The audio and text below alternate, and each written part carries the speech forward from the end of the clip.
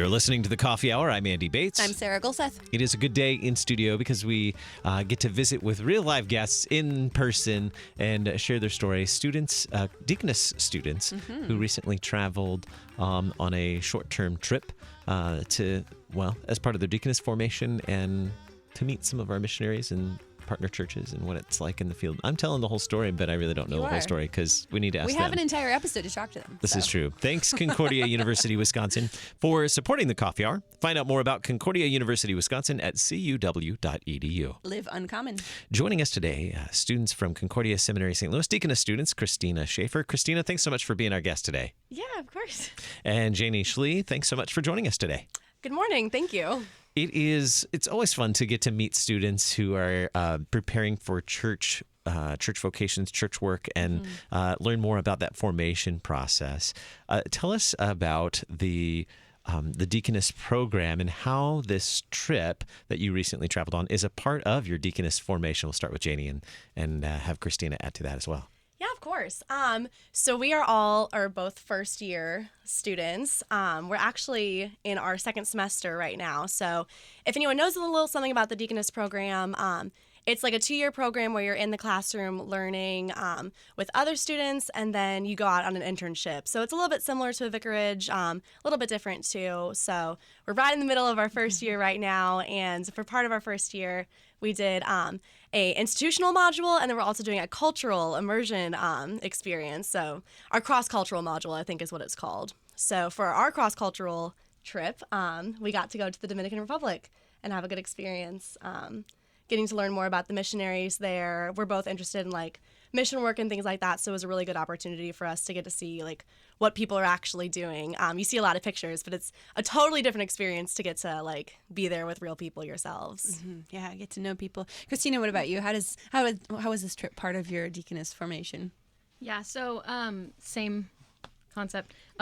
It was really cool though because this trip was kind of formed around the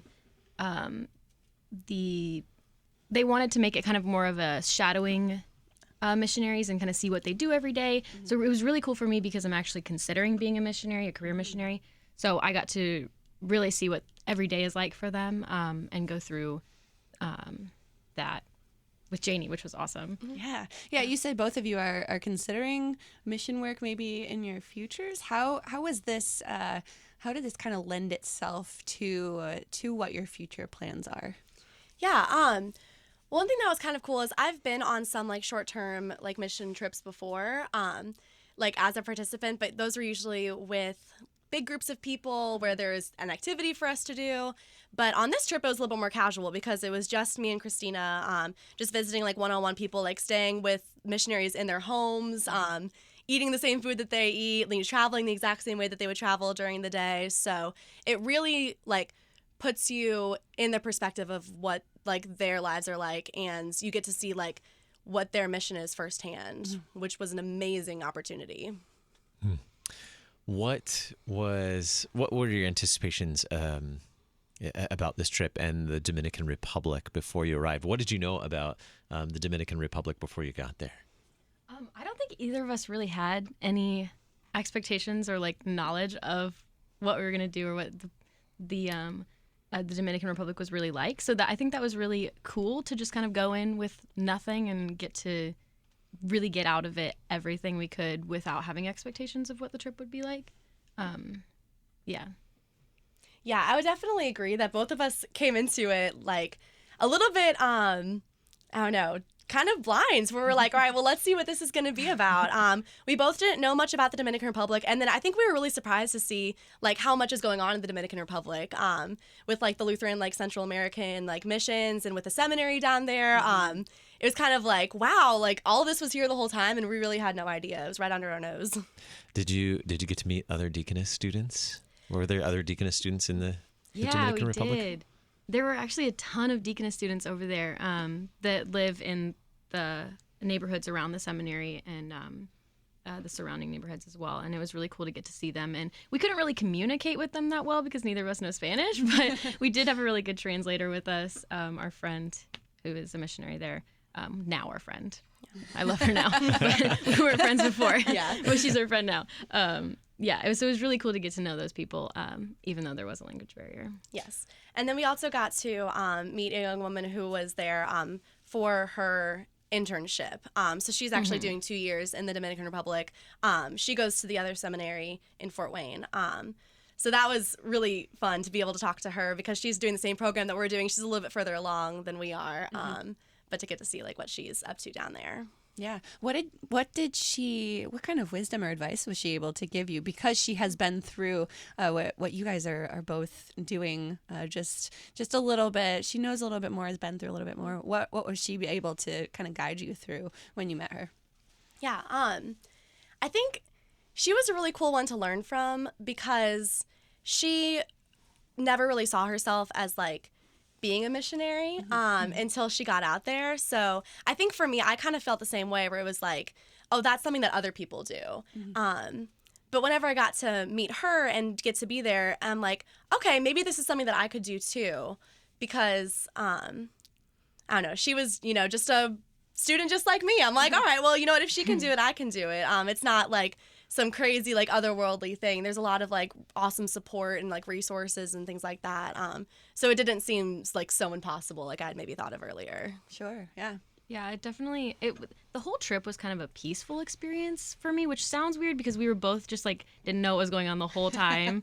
But it was just really cool to see how God really will provide no matter what. Like these people have this community there, and it's so built just around friendship and being together, and that it's really cool. Yeah. Yeah. So were you able to actually visit the seminary that's there and able to kind of tour the place and meet the people that are actually there doing work at the seminary? Yes.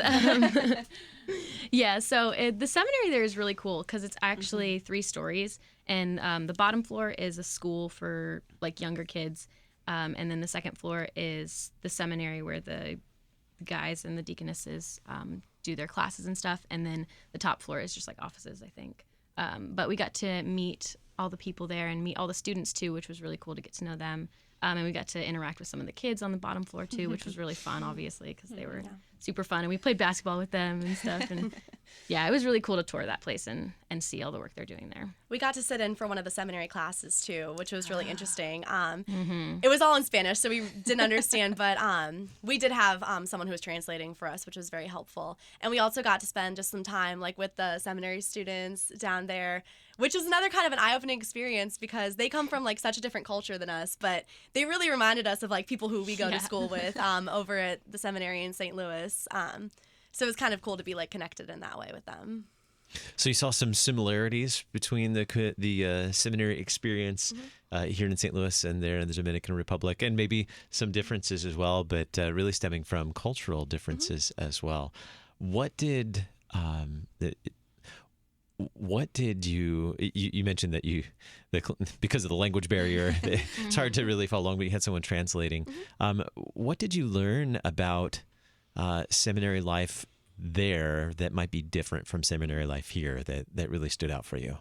One thing that I really noticed is it's more missional there. They do a lot of like evangelism work, which is something that isn't as high of like a focus for us. Because a lot of the times we're placed in a congregation that maybe is already going, or maybe people have like a general idea of like what's happening there. But in the Dominican Republic, a lot of the times it's like a new situation. So the seminarians there will like go door to door and introduce themselves and spend a lot of time like in the community. So we actually got the experience to, shadow them and to follow along and like go into people's homes. And we would do like a Bible study with people, and we would sing songs with people. And it was amazing because like when we would go to somebody's house, they would be so open to like sharing that time with us, which is something that I feel would not be the same experience in the United States.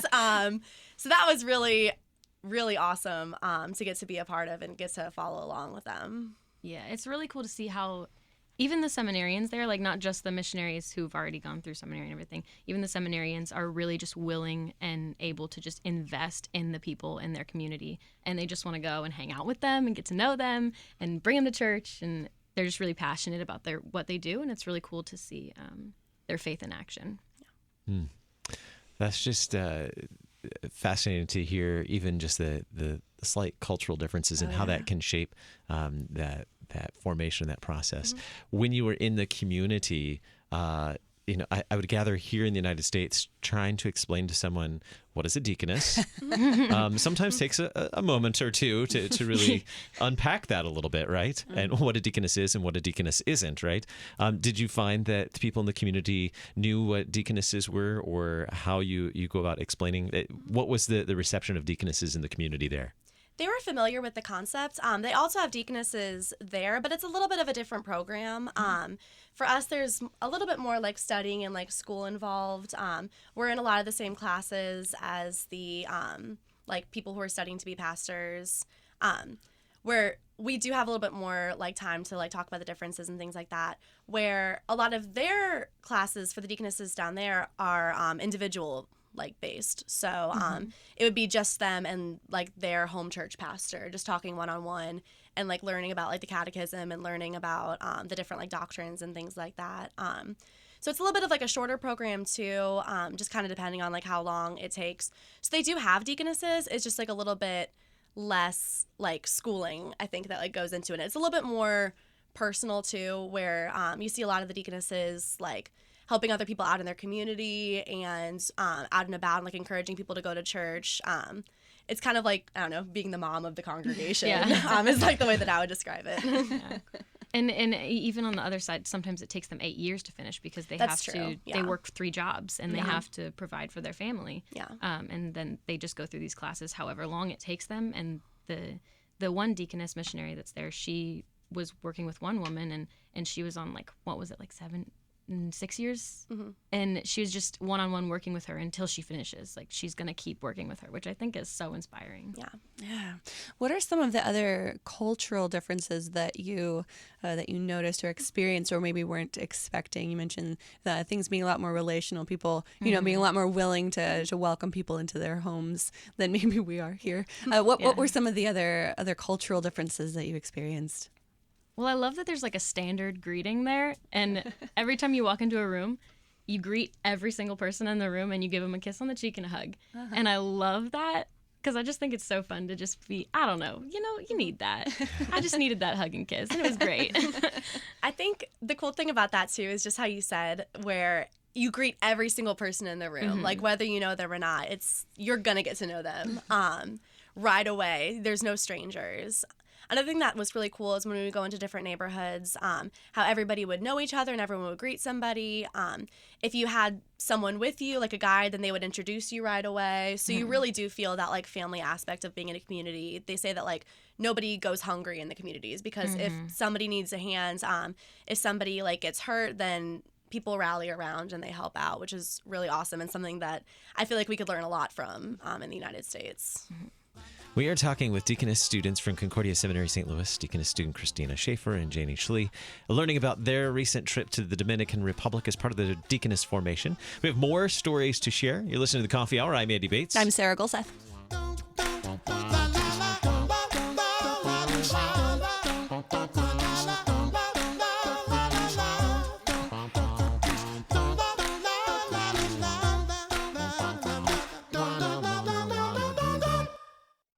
You're a miracle. You know that, right? A living, breathing, one-of-a-kind miracle. You were created to stand apart, to share your gifts in the service of others, to make an uncommon impact in a common world. And at Concordia University, it's our mission to help you do that, to live uncommon.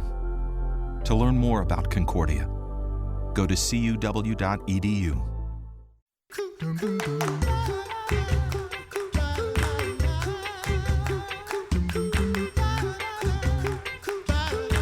Welcome back to the Coffee Hour. I'm Andy Bates. I'm Sarah Golseth. We are talking with Deaconess students who recently traveled to the Dominican Republic as part of their Deaconess formation, learning about international mission and Deaconess ministry abroad as well, and sharing some great stories about what they learned while they were there and their experience. We're talking with Deaconess student Christina Shaffer and Deaconess student Janie Schlie. Thank you so much for just sharing these stories. I love hearing more about what you learn, and I love living vicariously through our guests as well. I know. No, we don't get to go places, but all our guests do. Have yet to make it to the Dominican Republic. We've had multiple invitations. We just have to They're make in that happen. a whole bunch of other places This around is the true. world. This is true. Coffee Hour World Tour. That's right. I It'll bet, happen. I bet the Dominican would probably have really good coffee, though. Oh, yes, it would. So that would be a good place to do the coffee Okay, hour. well, now but we have to go. I don't know. How was it, ladies? How was the coffee? No, while you... it was out of this world. It was so good.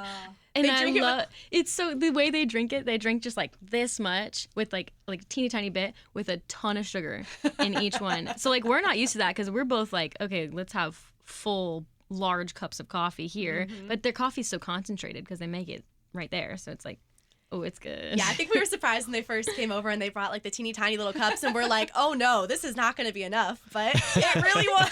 We were both like, what is this? We need more. And then we were like jittery. Yeah, packs a punch. Yeah. Note to self: Dominican coffee is. Don't drink 12 ounces. You'll never sleep again. So, the local customs are certainly always part of a story when someone makes a trip like this, whether it's a mission trip or a learning trip. And so certainly coffee is an important part of that, but also food.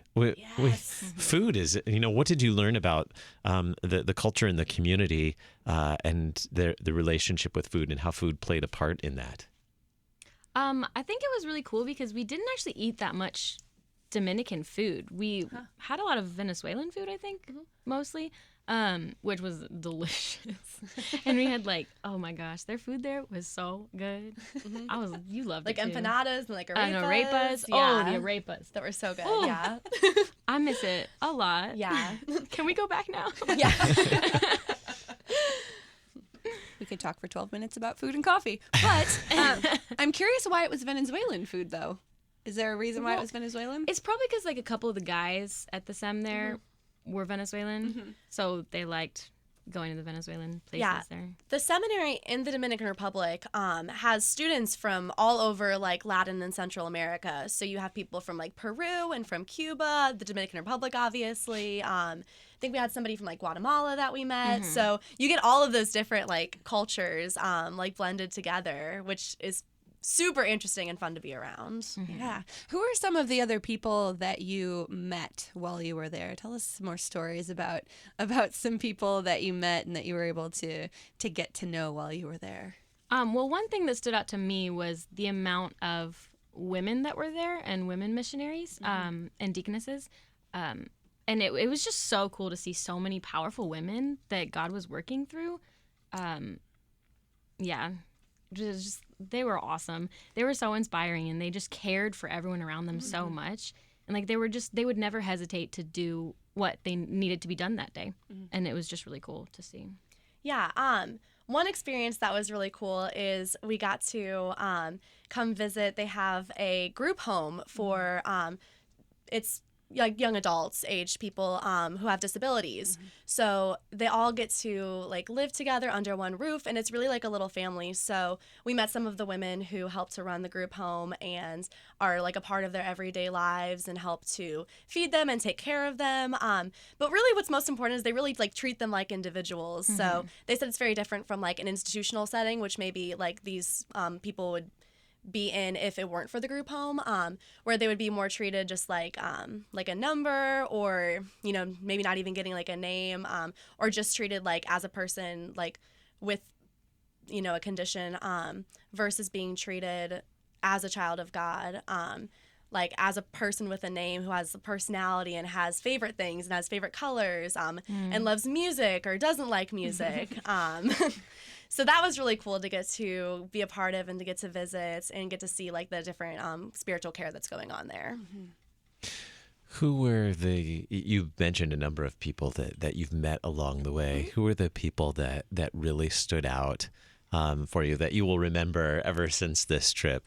Christina, who were some of the people and their story? Yeah, I mean, there's so many people that will stand out to me forever there, just because they're all so inspiring and powerful and so willing to do God's work. But I think one woman that stood out a lot was Marisol. She's actually a doctor.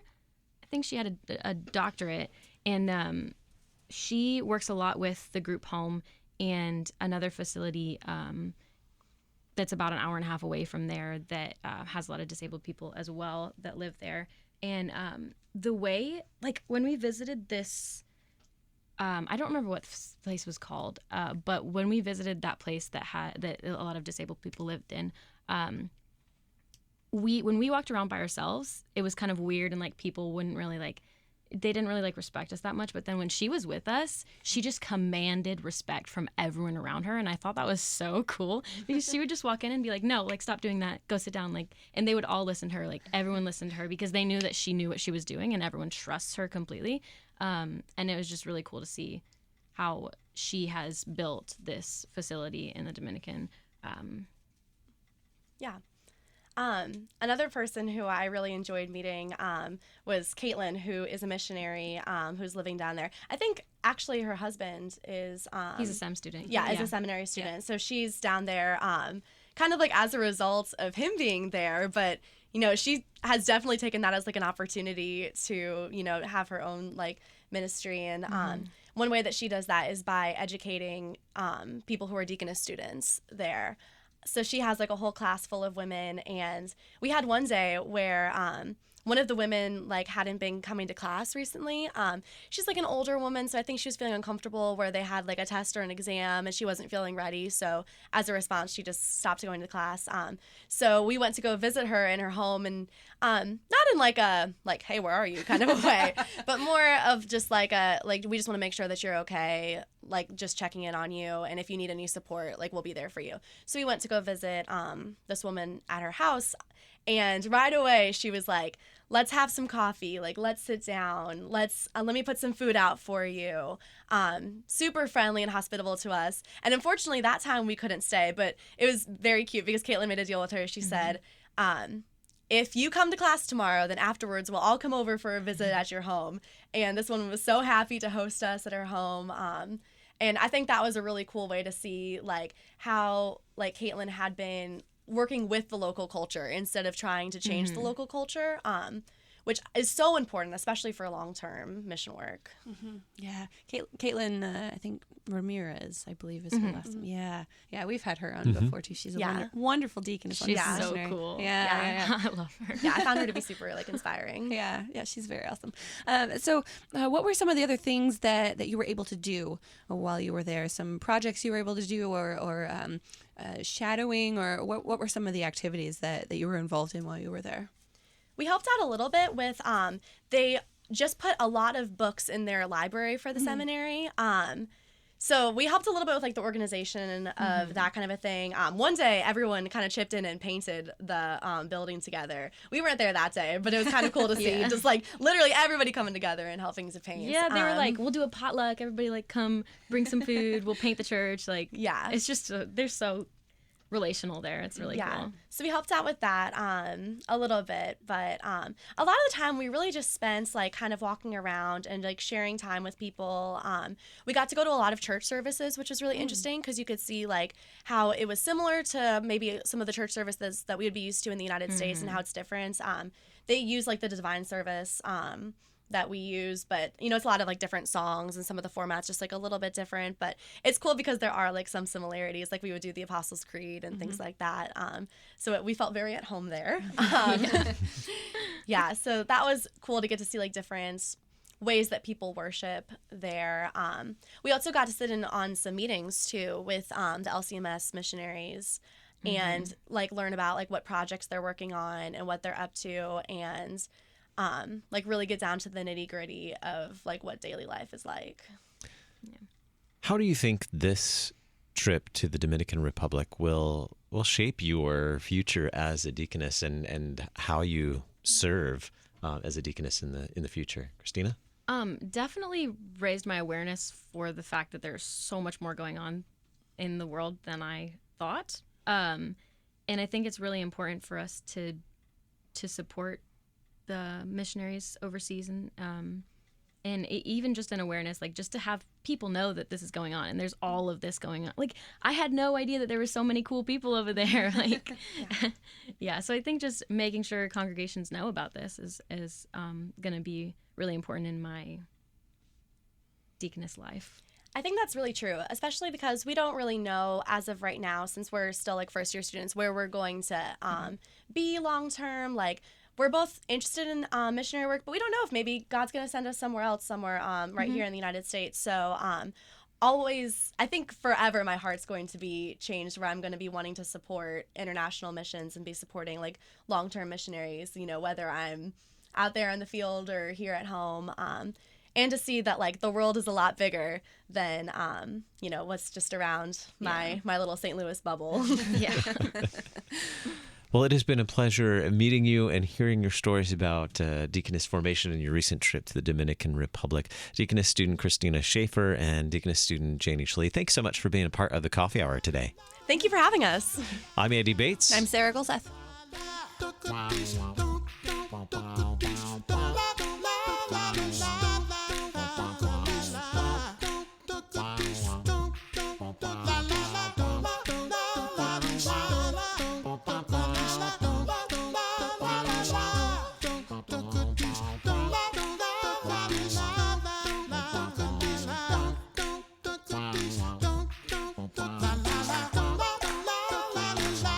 The Coffee Hour with Andy and Sarah is a production of KFUO. To support the Coffee Hour and KFUO Radio, visit kfuo.org. You can also text KFUO to 41444 or send an email to gifts@kfuo.org. And you can call us at 800-844-0524. KFUO. Christ for you, anytime, anywhere.